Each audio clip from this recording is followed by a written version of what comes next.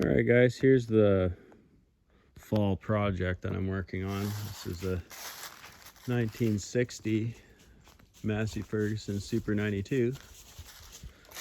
Seen it sitting in a tree row, and I asked the old guy what he wanted for it, and he's like, if you want it, you can have it. And I was like, all right. So we dragged this old gem home, and all the tin's in really good shape on it. Everything's here.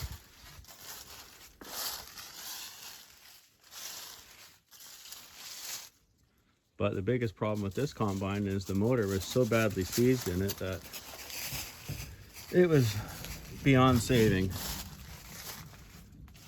So maybe the tag will say what year it actually is. Not seeing a serial number on. Oh, there's a serial number here, but there's not a 6265 is what the motor was in it. But that's a flathead Chrysler, so. We had to put the diamond tread tires on because that's all I could find. The other tires were completely rotted off. So I came up with a, I don't know if it's a good idea, but an idea. I stuffed in a small block 302 into it. Now, two issues with doing this. Issue number one is that I don't have a hell of a lot of room. Well, this side isn't as bad, but the other side is really tight. Like, in order to get the exhaust manifolds on here, like you can see, like there's the spark plug wire to my fingers. There's the exhaust manifold right there. So, you know, the headers are only going to have to be this wide. I might be able to get a set of hooker headers, or maybe some other brand maybe that has better tighter headers, right? Is what we want, is tighter headers. Broken chain there, obviously, and it was all seized up, and I had to lube everything and get everything to spin again. But this is the first year that they came out with the variable speed. That's why they called them the Super 92, because the earlier ones did not have variable speed, and they were just called Massey Ferguson 92. So, correct me if I'm wrong. So, in order to get this to work, that is going to be nearly impossible for anybody to see. So we'll crawl underneath here, and I'm going to show you guys what I did in order to make this work. So you have your 302 over here, obviously, and because it was a standard transmission, I was able to remove the bell housing from the standard transmission because I couldn't put a starter on it. If I bolted it up to because this is meant for a Chrysler, right? And this end's meant for a Ford. So I built this little stub shaft in between. Under here, there's a universal joint. It's really heavy duty, like it's off of I think it came off a Co-op combine. It's the main drive for the Co-op combine. And then inside there's a slip collar, which is like a treated steel with a spline shaft. So I was able to just weld on that piece on. Getting it straight was a nightmare, but I was able to do it. In order to get that to be true, well, as true as it's going to be by eye. When I turned the motor over, it didn't wobble around too much. It did move a little bit, but remember, this thing's only going to be running at, 1500 RPM, 2000, something like that. So it's not gonna, if it was revving like 5,000, it would probably catastrophically destroy itself. But I think we're gonna be all right. And had to build motor mounts like that.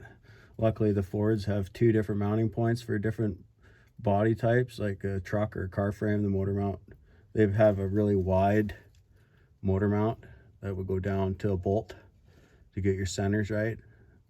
So you've got a little bit of play for that. But in order to do that, I had to make it so that would work.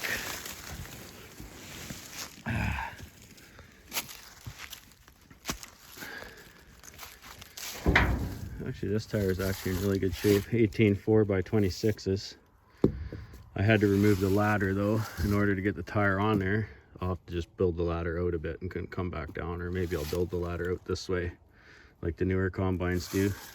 So if I ever have a flat, I can actually get the tire off.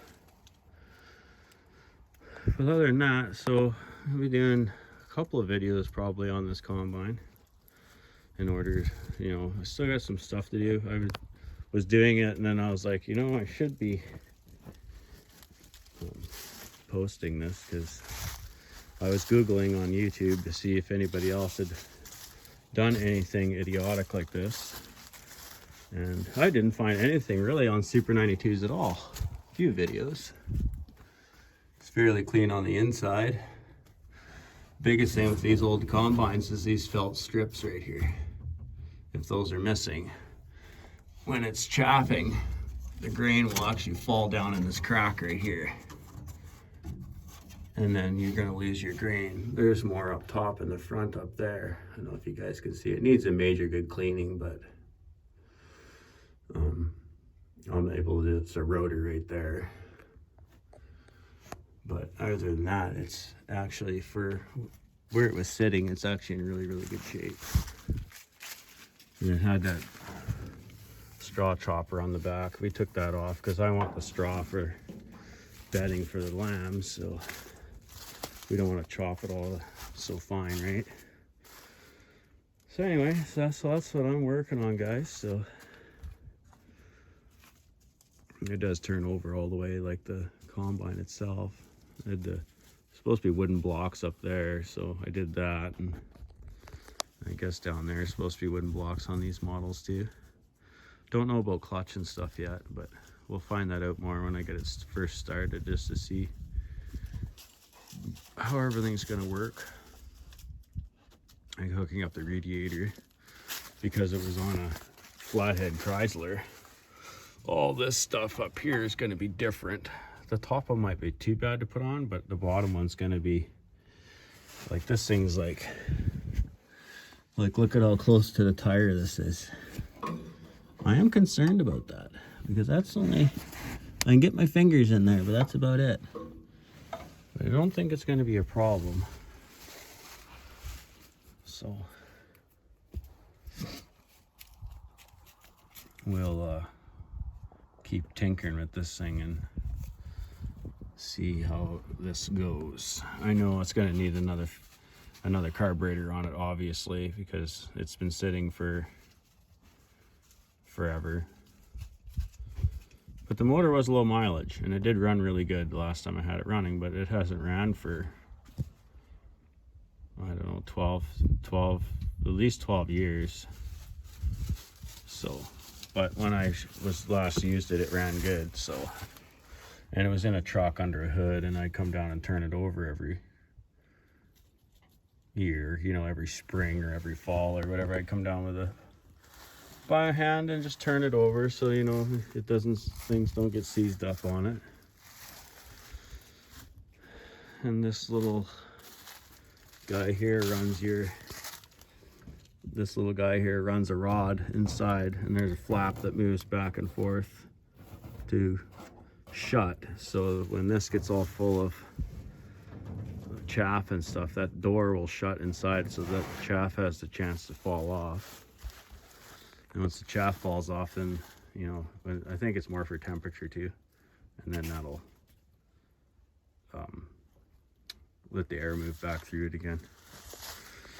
Anyway, I'm sure I'm not 100% on some stuff, but you know, around here at this place, it's so tight quarters because of all the trees. So using the old pull type, which is sitting over there, which is another old gem. I was thinking about doing a video on that combine too.